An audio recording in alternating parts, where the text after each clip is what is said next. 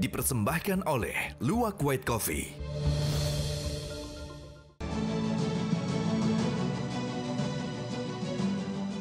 Kembali lagi di Hot Room. Kita fokus di segmen terakhir ini tentang apa motivasi pembunuhan.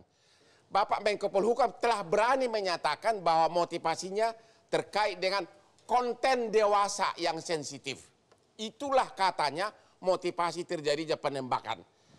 Saya mau minta kepada setiap narasumber untuk memberikan komentar terakhir tentang konten dewasa ini, apa maksudnya dan apakah memang benar ada dugaan perselingkuhan, apakah Nyonya yang selingkuh atau memang Pak Irjen yang ada hubungan dengan seorang polwan cantik. Silakan Pak Kamarudin duluan. Kalau Ibu Putri dia tidak selingkuh. Ibu Putri tidak selingkuh? Tidak selingkuh. Oke.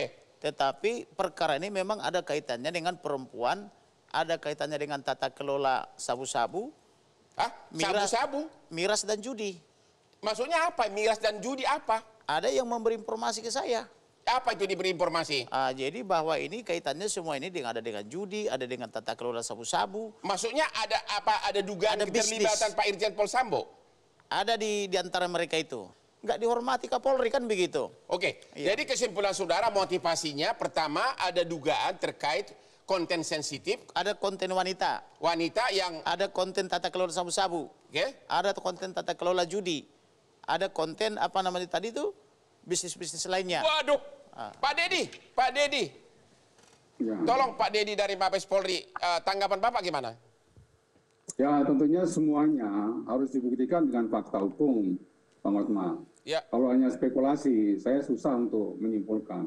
Silakan aja kalau punya bukti, semuanya disampaikan ke Barreskrim. Dan ingat, Bang Otman, komitmen Pak Kapolri. Kalau kita akan tidak tegas siapapun anggota yang terbukti bersalah. Dan itu sudah ditunjukkan oleh Pak Kapolri ketegasan tersebut. Jadi ya, kita tunggu penyidikan, ya? Ya, betul. Kalau misalnya memang itu ranah penyidikan, silakan dilaporkan dengan menunjukkan dan melambaikan berbagai macam bukti dan fakta hukum. Ya, ini untuk menghindari spekulasi-spekulasi yang berkembang di masyarakat. Tolong secara khusus ditanggapi pernyataan dari kuasa almarhum adanya dugaan atau mungkin oknum di institusi dengan judi online dan juga dengan sabu-sabu atau apa itu. Apa itu benar ada bisnis begituan dikaitkan dengan oknum yang terlibat di penembakan ini? Begini Pak Otman, kalau misalnya itu ada buktinya Pak Otman, silahkan dilaporkan. Yang pasti, ya Bapak Kapolri, kalau misalnya itu buktinya bisa dibuktikan oleh penyidik dan oleh Pak Irwasun sebagai Itsus, akan ditindak tegas. Itu Pak Otman. Tapi spekulasi itu kan sudah sangat beredar di media. Di media itu kita baca hampir tiap jam ada tulisan-tulisan tentang arahnya ke judi online, ke narkoba, sabu-sabu, dan sekarang lagi berkaitkannya lagi dengan dugaan hubungan asmara dengan seorang wanita cantik yang katanya polwan. Sama sekali menurut Bapak itu belum ada indikasi ke arah sana? Tentunya semuanya masukan dari masyarakat didalami juga oleh Itsus maupun dari penyidik Barreskrim. Semuanya didalami, Bang Otman. Nanti apabila sudah selesai pun akan diungkap ke publik. Ini merupakan komitmen dari Bapak Kapolri. Oke, kita masyarakat menunggu sikap gagah dari Bapak Kapolri dan juga kepolisian atas semua spekulasi yang beredar di masyarakat ini. Yang jelas masyarakat mengucapkan terima kasih kepada Bapak Kapolri dan seluruh jajaran kepolisian RI. Dan Hot Room Metro TV akan terus mengawal kasus ini. Terima kasih Pak Dedi. Pak Hasto, apa kesimpulan dari Bapak? Pak Hasto? Ya, LPSK ini kan keberadaannya sebagai komplementari dari proses sistem peradilan pidana ya. Tapi kami tidak masuk ke dalam substansi. Jadi kami kewenangannya adalah memberikan perlindungan dan bantuan saksi maupun korban. Nah, berkaitan dengan Ibu PC ini, karena kami menerima permohonan dan sampai sekarang belum bisa mendapatkan keterangan apapun, kami untuk sementara, saya pribadi, menyatakan bahwa sebenarnya Ibu P ini tidak memerlukan perlindungan dari LPSK. Pak Wahyu dari Kompolnas, banyak masyarakat kecewa atas kekurang objektifan dari Kompolnas. Bahkan tadi saya tanya, katanya Bapak tidak pernah bertanya tentang substansi, hanya prosedural. Padahal sudah ada pernyataan dari Kapolri menyatakan tentang substansi bahwa pelaku penembakan adalah Irjen Sambo. harusnya Kompolnas nanya lagi dong. Apa motivasi? Kenapa? Kalau abang menyebut kurang objektif terlalu berlebihan, Ya. tapi kami konsekuen mengawal ini sesuai dengan tupoksi kami. Konsekuen mengawal tapi tidak tahu sama sekali penyebab terjadi penembakan. Tidak tahu, tapi kami kan ada keterbatasan kewenangan yang mana yang bisa kami sampaikan ke publik atau tidak. Tetapi Bang, apapun motivasinya, ini bagi Kompolnas suatu keprihatinan yang sangat besar, karena ini skandal nasional. Skandal nasional dan terjadi pada diskusi besar. Maka mengapa Kompolnas konsekuen mengawal? Jangan sampai ini persoalan personil nanti sampai menjalar ke institusi. Jadi kita jaga institusi ini, marwah dari Polri. Lalu ketegasan Kapolri sudah jelas. Siapa tersangkanya bintang 2. Bukankah untuk menjaga kehormatan institusi harusnya Bapak bertanya apa motivasi pembunuhan? Ya kami tanya, tapi kan tidak semuanya disampaikan ke publik, Bang. Beda. Saya kira itu nanti kewenangan di pengadilan. Oke, terima kasih. Pak Burhanuddin, apa kesimpulan terakhir dari rekan bahwa tadi disebutkan apa tadi ada nangis dari mulai Magelang sudah terjadi nangis-nangis, kemudian tadi apa tadi ada motivasi lain, ya. Kesimpulan Anda bahwa yang melakukan penembakan ini murni hanya berada atau ada orang lain? Pertama-tama dulu bahwa meluruskan statement dari hipotesa Bang Komarudin bahwa itu terjadi penganiayaan. Menurut informasi dari klien kami Baradae, sama sekali tidak terjadi penganiayaan karena pada saat dipanggil di ruangan itu masih segar bugar. Jadi murni tidak ada penganiayaan Bang situ. Itu ditembak. Apakah menurut Anda Baradae ini masih kasih informasi setengah-setengah? Saya kira udah dibongkar semua. Dan ini pengembangan juga dari penyidikan berikutnya. Bapak sebagai pengacara masuk di akal enggak? Seorang suami langsung suruh ajudan untuk menembak tanpa ada penyebabnya, tanpa ada. Masa Bapak nggak bertanya? Ya udah ditanyain Bang. Apa jawabannya? Ya. Cuma nggak bisa saya ungkap ke sini di publik. Apa motivasinya? Masalah pribadi, masalah cinta, masalah apa sebenarnya? Kalau bertanya masalah materi dari penyidikan, saya kira udah dituangkan semua Baradae. Yaitu apa? Kemudian kalau terkait, enggak gini Bang, apa ini karena pendalaman materi penyidikan lagi dan... Saya mau tanya, kok Bapak kenapa tidak berani? Bapak itu apakah ditunjuk oleh Baradae atau ada pihak lain yang menunjuk? Oke, seolah-olah begini, boleh dibuka bahwa pelaku penembakan adalah si Irjen Pol Sambo, tapi yang ini ditutupin ya? Ditutupi. Jangan-jangan Bapak juga ditunjuk oleh pihak-pihak tertentu untuk melindungi mereka. Oke, karena masyarakat sudah terlalu tidak puas, buka aja ini. Bahwa pelaku yang menyuruh penembakan adalah Irjen Pol. Tapi lain-lain ditutupin ya. Karena kalau saya kan pengacara 36 tahun, tidak mungkin saya tidak bertanya kepada klien, kenapa lu tembak? Bapak ini demi reputasi pengacara Bapak, Pak. Jadi ada motivasi pribadi. Nah ini kan saya juga bersumber pada informasi dari Baradae. Kemudian kedua, Abang kan tahu ada yang bisa dibuka ke publik, ada yang tidak. Mana materi penyidikan, mana materi untuk persidangan. Menko sudah buka ke publik. Bapak, jadi kalau Bapak buka pun nggak salah lagi. Atau gini aja deh, Bapak berani nggak menyatakan ini yes, inilah penyebabnya gitu? Nah, jadi kemarin pemberitaan juga di media massa. Tolong dulu jawab, benar nggak ini? Atau apakah Pak Menko Polhukam ngarang-ngarang doang biar terkenal? Atau Bapak yang tidak punya nyali? Persoalan nyali sih abang nggak bisa ragukan saya masalah nyali gitu. Oke, tolong dijawab dulu ini. Tapi ini benar atau salah? Nah ini pertama juga ini ada kode etik profesi, ada masalah rangkaian dari proses penyidikan yang masih didalami. Kecuali kalau prosesnya udah dilimpah di pengadilan, saya bisa berkomentar. Pihak yang berwenang, pemerintah, ini kan atasannya penyidik, atasannya Kapolri. Ini kan koordinator Menko Polhukam kan membawahi Kapolri. Sudah menyatakan, ini pasti dari Kapolri dan dia lapor ke Presiden. Ini benar ya? Yes or no? Saya hanya bilang ini masih proses pengembangan penyidikan, Bang. Gitu. Gimana? Anda kecewa dengan jawaban beliau? Ya tentu sangat kecewa. Kenapa?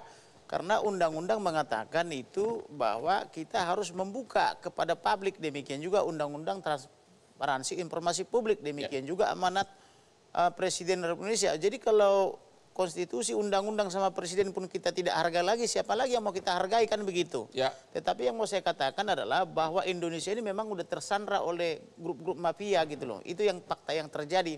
Makanya rakyat harus tahu ini supaya rakyat bisa betul-betul memilih pemimpin masa yang depan, termasuk pemilih Kapolri yang betul-betul bisa memberantas mafia ini. Karena kita ini sekarang udah tersandra gitu loh. Tersandra oleh mafia-mafia yang terus setor. Sehingga tata kelola judi, tata kelola narkoba, sabu-sabu, dan lain-lainnya itu sudah nyata kok gitu. Gitu loh. Jadi itu yang mau saya sampaikan gitu. Oke, Jadi nggak usah ditutup-tutupi, buka aja. Karena kalau kita tutup-tutupi, penyidik yang kemarin aja kok berpihak ke sana, kita nggak tahu mana penyidik Polri, mana penyidik oknum tertentu.